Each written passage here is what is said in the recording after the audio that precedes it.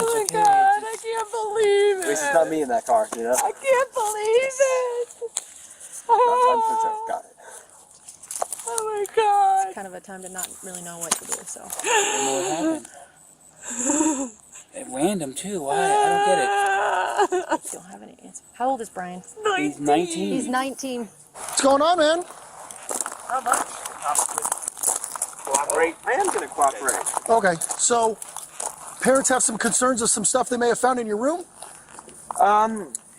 Yeah, I believe so. And what would it be? A human head and hands. Like, for real human head and hands? Yes. From? That fellow who went missing recently. Which fellow was that? Warren Brown. Warren Brown? When did he go missing? The night of the 27th. The night of the 27th? Okay, and how did you end up with him? I murdered him. With what? A knife. Why would you have done that? I've always wondered what murder felt like. The victim, Warren Barnes, was a homeless man in Grand Junction, Colorado, affectionately known as the Reading Man because of his love for books. Originally from Michigan, Warren was 69 years old at the time of his death. He had spent much of his life moving from place to place, eventually settling in Grand Junction. There, he became a familiar and cherished figure in the downtown area, often seen sitting behind a bridal shop with a paperback novel in hand. Despite his struggles with homelessness, Warren was known for his gentle nature and willingness to help others. He assisted local shop owners with small tasks like moving boxes or doing temporary jobs through an agency. Warren never asked for help or begged. Instead, he shared his food with the birds that gathered around him. His consistent response to those who wished him a good day, and you also, became a hallmark of his kind and polite demeanor. Warren Barnes could have been remembered for his quiet strength, his love of books, and the kindness he brought to those around him. Instead, his life was cut short by Brian Cohee, a 19-year-old who wanted to experience what it felt like to kill someone. Cohee chose Warren Barnes because he didn't think anyone would notice a homeless person's disappearance. 111 is John. What's the address emergency? Hi, there is an emergency. I found something in my son's closet wrapped in a plastic bag. Okay, what was it? I think it's a human head. It's a what? I think it's a human head. Why do you think it's that? Because it looks like it's all an ear. Is it bloody or does it like anything like that? I just need to come. So I had to take a picture and send it to you. What's the address? Is your son there now? He just pulled up. We wanted to make sure he was here before we called. How old is he? 19. He's had a little bit of a fascination with the morbid, but he was channeling it, I thought, into becoming a crime scene investigator, but not so much. Do you think he's going to be cooperative with us? I don't know. I don't think he'll be violent. Just came back from his friend's house. Does he have any weapons in his room, or do you guys have any in the house? I don't know. I think that he has a shotgun, but we can certainly remove it immediately before he gets in his room. He's out by the car now, so. Is the bag still in the closet? No, it's in my kitchen sink. And there's a secondary bag that I have not opened.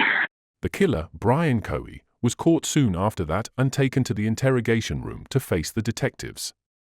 The room was silent except for the sound of the door closing behind him. Let's watch the interrogation unfold and glimpse the darkness hidden behind this seemingly handsome man.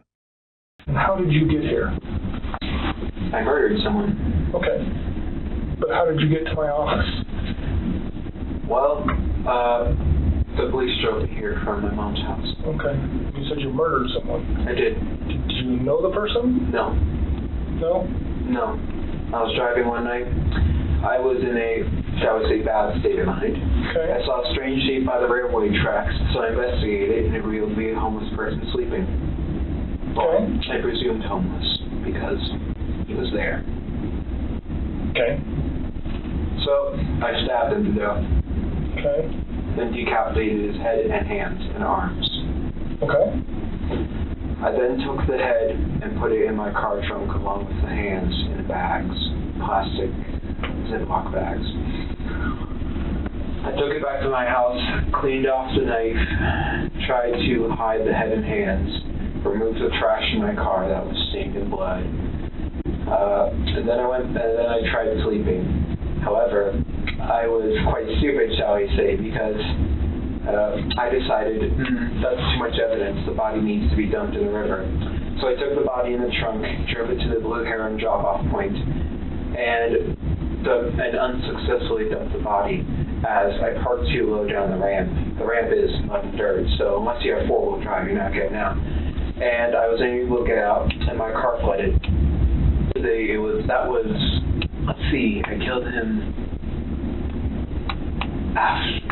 just after 11, February 27th, 2021. And then I dumped the body. I tried to dump the body.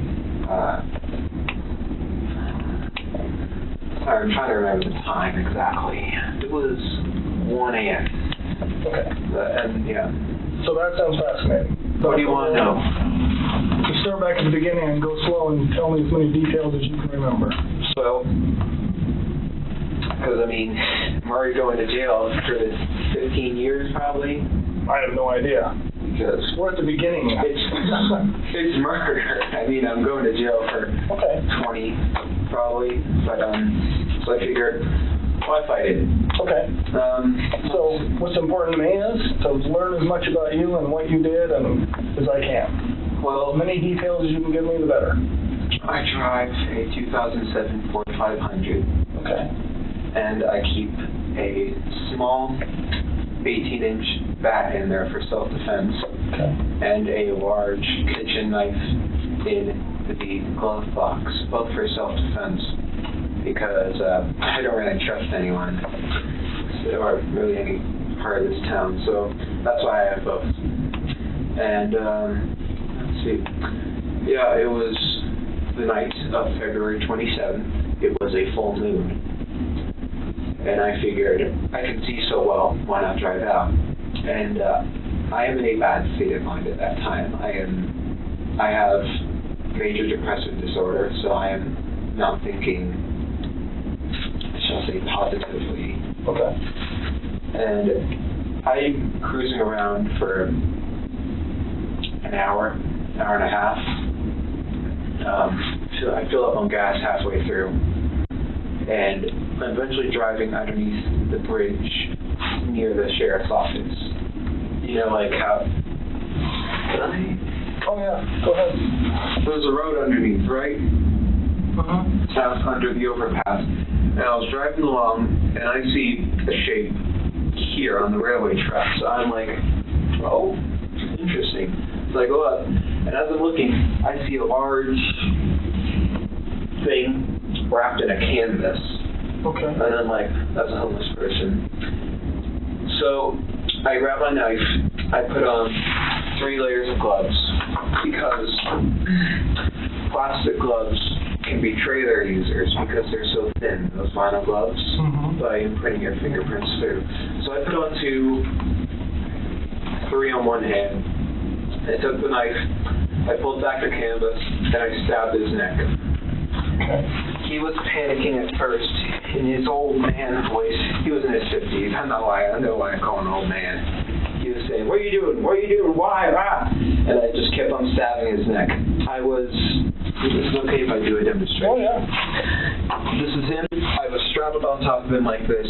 Okay. And he couldn't fight back. It was actually surprisingly easy. I was barely breaking a sweat. I thought, oh, this guy, he's going to be tough. But no, it was actually surprisingly easy. And during the time, I was growling and making the animalistic noises. Why were you doing that? I suppose it was a frenzy. Okay. I was so excited, so rushed up on adrenaline every day. It's just, woo-hoo. And I paused, and he said, "Why are you doing this?" And I said, "I've been wanting to do this for a long time, murder someone." And then I continued. The whole ordeal lasted about a minute and a half. Okay. And I stabbed, and when I was finished stabbing him, he took out his last breath, a grunt, and his head was halfway cut off in stabs. All the while, no, actually, after I killed him, I just couldn't stop saying, "Stinky, dirty, dirty, stinky, stinky." wasn't. I wasn't smelling anything, but And why were you saying that? I don't know. Okay. And But you remember doing it, so. yeah. I suppose it was just me speaking out my mind at that moment. It was a pouring out of the mind. What are you worried about? I mean, this looks like it's pretty close to the road and stuff. Somebody seeing you Well, or catching it you? was 11 p.m., Okay. so not many were driving by. Well, it was behind the pillar. So, like, here's the road. It was here. So people would only see a brief thing here and here. So, were you worried about them seeing you? I was worried about one of them stopping. But What did you think could happen if somebody... well, if they looked, well, it was quite dark under there, so they wouldn't have seen the guy unless they looked. They would have seen me holding a bloody 12-inch knife, wearing gloves, and wearing a mask to conceal my identity, a face mask. Okay. So you weren't doing it for COVID, you were doing it to hide your face? Partially. Social distancing. Right. Yeah, but no one stopped. And I'm just like, proves the bystander effect. Nonchalantly, the killer goes into chilling and graphic detail about what he did to Warren Barnes' body. We'll spare you the gruesome details. He then tells the investigators what he did with the various body parts once he was home with them. And then I left his body there. And then I took the head, put it in a leftover pizza box from the dinner a few nights ago. And then I took the hands, put them in the back, drove home, hid the hands and head in my room, cleaned the knife, threw away the garbage with the blood on it, and then put the blood-stained, wasn't stained, it had splatters on it. I put it in the the washing machine. What did you put in there? I put the outfit I murdered him in a washing. Wearing, or? Yeah, I was wearing. Okay. In the washing machine, put it on high speed so it would effectively remove the blood. Washed it twice. And then I tried going to sleep, but I was worried that because there was a hole in my gloves right here, I was worried that they would be able to obtain a partial print. Mm-hmm. So I figured, why not go all the way? I drove back in a different outfit, picked up his body, surprisingly heavy, put it in my trunk, and drove to the Blue Heron drop-off station. Okay. I parked, so it's like this, right? So let's say this is the ground. The ramp is quite steep, and you need to have four-wheel drive to pull out of it. Okay. And my car didn't. I thought, so I pull in, I thought that I could drive out. Because I put it in reverse, A, so that it's easier to pull the body out, and B, because the back tires would provide propulsion to push up. Right. And I open the trunk, I take his body out, I put it in the water, and because I don't want fingerprints on a body, so I just try moving it with my shoes. That works successfully. He goes out some part in the river and floats off. Okay. God knows where he is now. Investigators are still curious to get to the bottom of Brian Cohee's state of mind at the time he committed the murder. And you talked about you were just kind of in a bad space that night. It was, yes. Okay. Why were you in a bad space? I didn't take my medicine, and plus for years I was wondering what murder would feel like, because like Ted Bundy and the Zodiac, they all say murder is the best feeling in the world. So I'm like, I'm going to try that. Okay. So for some time I had been wondering when it would happen. I always knew I would be in this building, whether it was as a criminal or a police officer. Okay. Because I was planning to go in the military, go into forensics. Okay. All right. And how long do you really, honestly think you've been thinking about really at some point you wanted to know what murder felt like? A year. Okay. All right. And you said you've read books? I read books. I have a book on forensics. Okay. Did you read the book, the Ted Bundy book? No, I have not read the Ted Bundy book. Okay. I just I probably have seen excerpts. Have you seen, like, little comments from it or things like that? I'm not sure what book you're talking about. The one you mentioned, the whole stuff about Ted Bundy, a lot has been written. No, it was on the internet. Yeah, okay, all right. And Pete has studied him too. Yeah. So crazy. You seem more like Ed, if you know who Ed Gein? No, Ed in California. Big Ed. Ed Kemper. Yeah. Studied him? You remind me of Ed Kemper. I know of him. He was a place. He was a Goliath. He was 6'9", 300 pounds. So can I answer your question? Almost all those people did this for some sort of, whether they had sex with the body or it was some sexual gratification in their mind. Criminology, there's different types of. I'm not a serial killer by no means.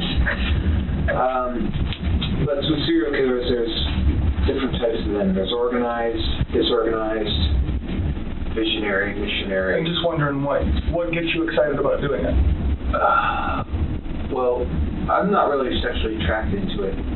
Okay. I was just asking. It was just curiosity, more or less.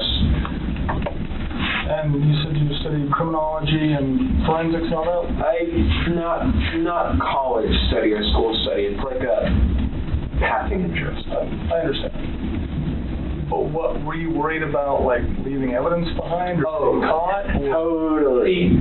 So tell me about that and what you did then. Well, I was figuring the police don't.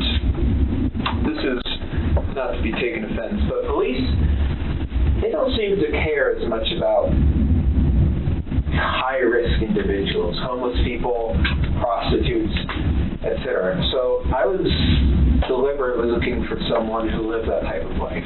Okay. And I found a homeless person, and the original goal was just leave him there. But I was worried about the fibers on the outfit I was wearing that would be on his clothes and stuff. So I deliberately messed up the clothes. Okay. Not cutting them up, just throwing them around.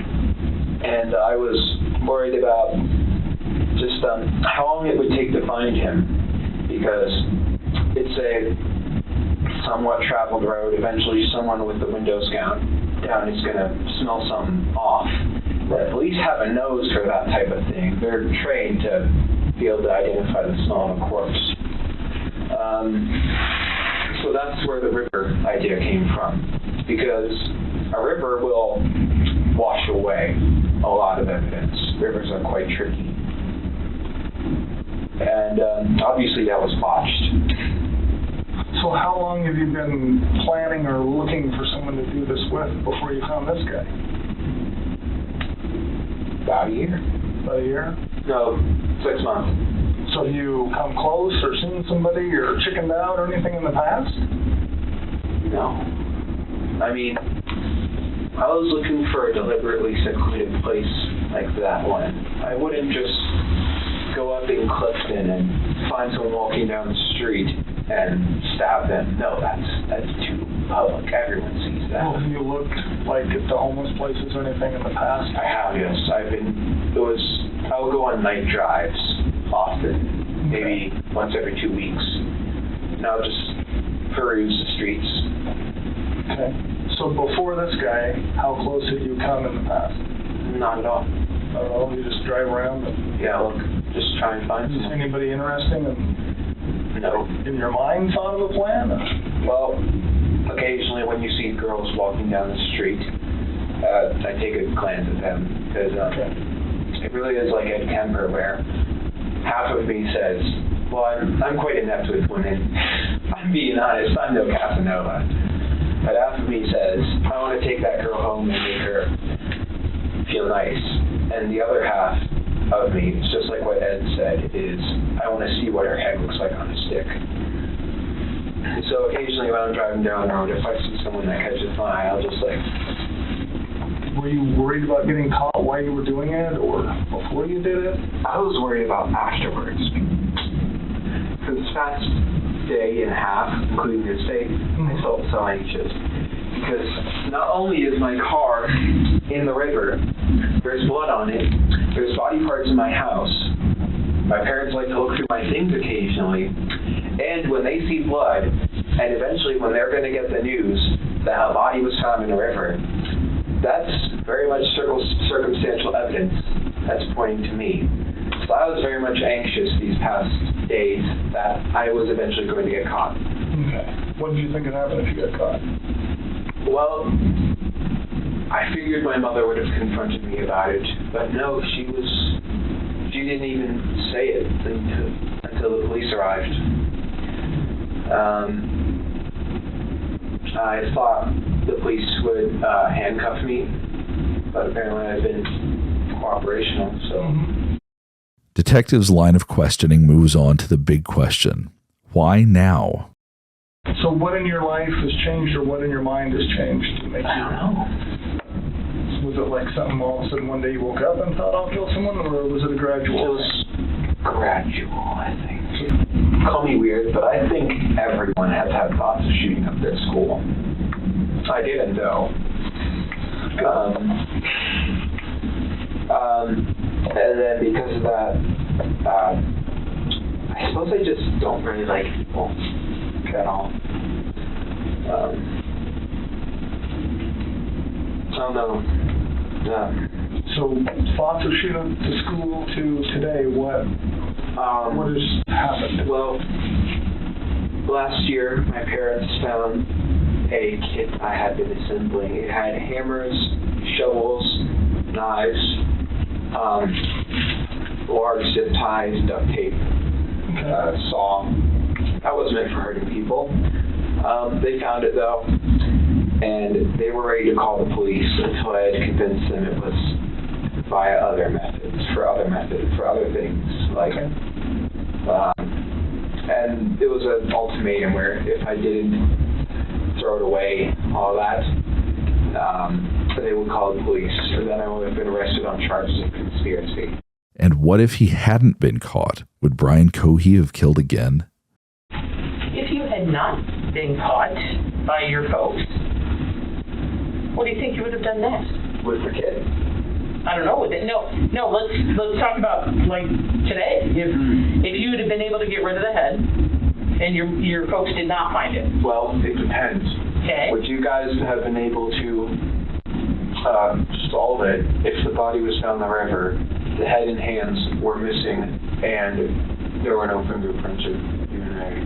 Well, we'd like to think so, but who knows? Right, who knows? We'd love to think so, but so let's say we didn't solve it. What happens next? Then what would you have thought of to do next? Well, I thought I would have been very careful, because I would have been worried at any moment this could become a cold case, and then it could be solved later on down the line. So I probably would have done it again, because that was just to see what it felt like. And if I had gotten away with it, I would have just kept the secret to the grave. A jury found Brian Cohee guilty of first-degree murder on Friday after 2 days of discussion. Cohee, now 21, was 19 when he killed 69-year-old Warren Barnes, a homeless man sleeping near Crosby Avenue, in February 2021. Cohee showed no emotion when the verdict was read, though the news brought emotional reactions from others in the courtroom. Cohee had pleaded not guilty by reason of insanity. During the trial, which began on January 17th, his lawyers argued that his mental health problems, major depressive disorder, ADHD, and autism, along with stress from his environment, made him temporarily insane when he saw Barnes and killed him. In Colorado, to be found legally insane, a person must have been unable to tell right from wrong because of a mental illness at the time of the crime. The prosecution argued that Cohee had planned to kill a homeless person for months and tried to hide Barnes's body afterward, proving he understood what he was doing. 2 psychologists who examined Cohee for the state concluded he was not insane at the time of the murder. A psychologist for the defense, however, said Cohee had a psychotic episode triggered by seeing Barnes, but it passed shortly after, making him temporarily insane. The jury also found Cohee guilty of tampering with a body and tampering with evidence. He was sentenced to life in prison without the chance of parole. Warren Barnes's death deeply affected the Grand Junction community, especially those who knew him as a kind man and an avid reader. A memorial for Barnes was placed between Out West Books and Monique's Bridal on Main Street in his honor.